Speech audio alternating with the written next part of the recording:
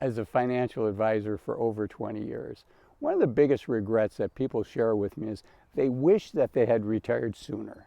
They feel that they unnecessarily gave up what could have been their healthiest and most active years of their retirement.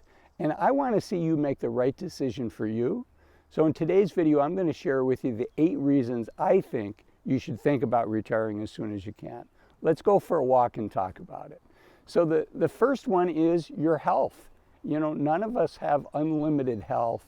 And unfortunately, we think we're going to continue to stay healthy, but multiple studies have shown that unfortunately here in the United States, our healthy lifespan is just a little over 65. According to the World Health Organization, the healthy lifespan in the United States is 66.1 years. So if you wait until you're 65 and if you're average, you're going to get a little over 1 year of healthy time before you have to start worrying about some serious health issues. And I hope that doesn't happen to you, but it could. The Financial Times did a similar study, and they showed that fewer than 10% of men in the UK retire without a major health issue. And it's a little better for women, but not much better. It's 16%. So the number one reason to think about retiring sooner is for your health, so that you can enjoy those healthy, active years, and we're not unnecessarily giving those up. Okay, number 2, unfortunately, you know, at least here in the United States, our culture is very work-based, and we're spending too much time in the office. This chart here shows how many hours a day that people are spending with colleagues at work. The next chart shows how much time we're spending with our kids, which is under an hour, and then how much time we're spending with our friends, which is under an hour. So yes, of course, we're spending more time at work, but you know, what are we giving up? What could we be spending that time for in a better way, in a way that would be more rewarding for us, in a way that we'll look back and say, I'm glad I spent my time that way. Left to ourselves, and if we don't retire, we're going to spend way too much time at work. And it's an old cliche, but it's an important one to remember, right? Nobody on their deathbed ever said, you know, I wish I'd gotten one more project done at work. Okay, number 3, the reality is we're never going to feel financially ready to retire. There was a study that was done by Boston College, and they looked at some of their biggest donors. It was run by their endowment group, and they wanted to get a better understanding from their endowment participants. But what they asked was, do you feel financially comfortable? And the average person in the survey, the average net worth was $78 million. And you know what? It's like 90% said they did not feel financially comfortable. And almost across the board, what it would take to feel financially comfortable was double what they currently had. So how does that relate to us? You know, we don't have $78 million. You know, it's the same. It's the same for us. If you have 500,000, you're going to say, boy, if I had $1 million, I'd really feel comfortable. If you have $1 million, you're going to say, if I had $2 million. If you have $5 million, you're going to say, oh, I'd feel comfortable when I have 10 million. So the reality is it's just the way we're wired that we're never going to feel financially comfortable. So if we wait until we feel financially comfortable, we're going to give up those healthy active years, and we're going to look back and say, why did I do that? That was silly. Okay, the next one is, whether you want to admit it or not, it's highly likely your job is stressful. Having worked with hundreds of retirees, almost across the board I hear, I didn't realize how stressful my job was when I was doing it.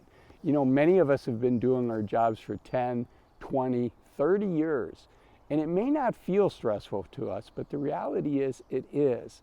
And that stress, unfortunately, is stealing away joy from us, but it's also stealing away healthy, active years. That stress is not good for us. It's the old adage of the frog in the hot water, right? If you were to put a frog into boiling water, the frog's going to jump out right away.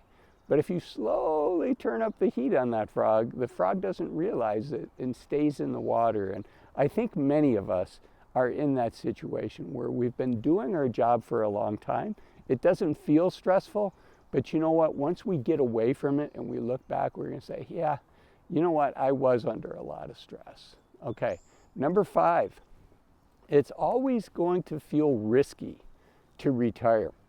Many people will say, well, I don't want to retire now because, you know, I'm worried about the stock market. The stock market's at an all-time high. As I record this, we've got a war in Ukraine. We've got the Israeli conflict going on right now. There's lots and lots to worry about.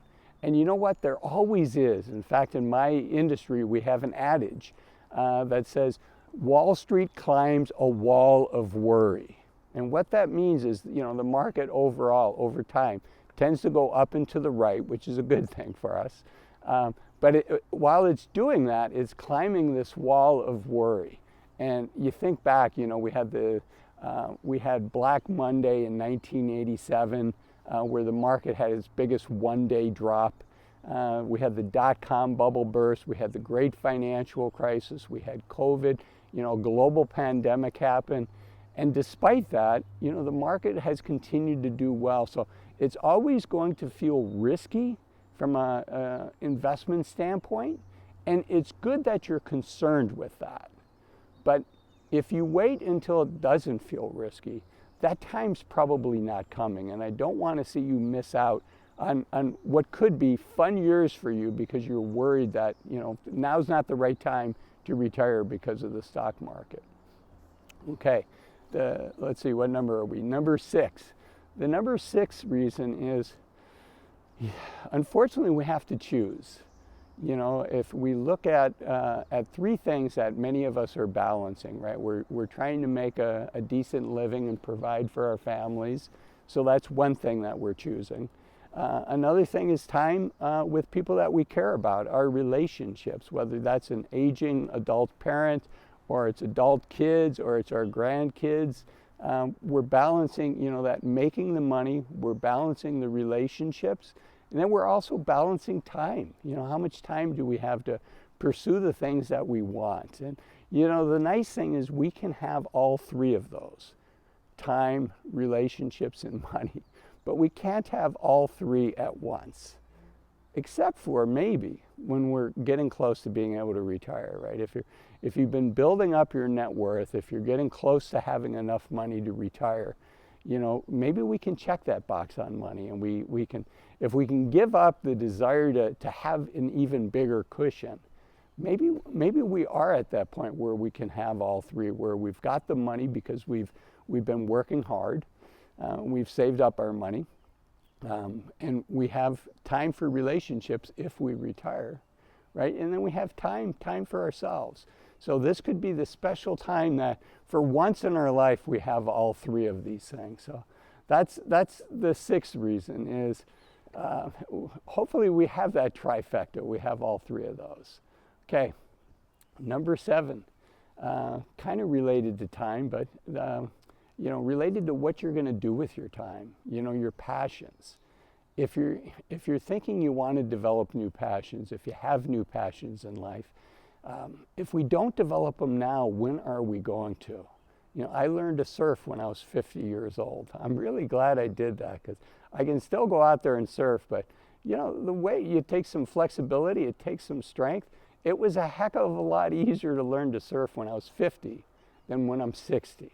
So this might be the last time that we can pursue new passions and still have the health, still have the vitality, still have the strength, the flexibility to pursue these passions to the fullest. So time's ticking and we want to take advantage of it.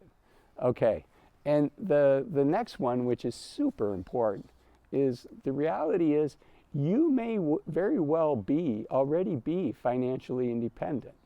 Now, this isn't financial advice. I don't know your situation, so I can't give you financial advice.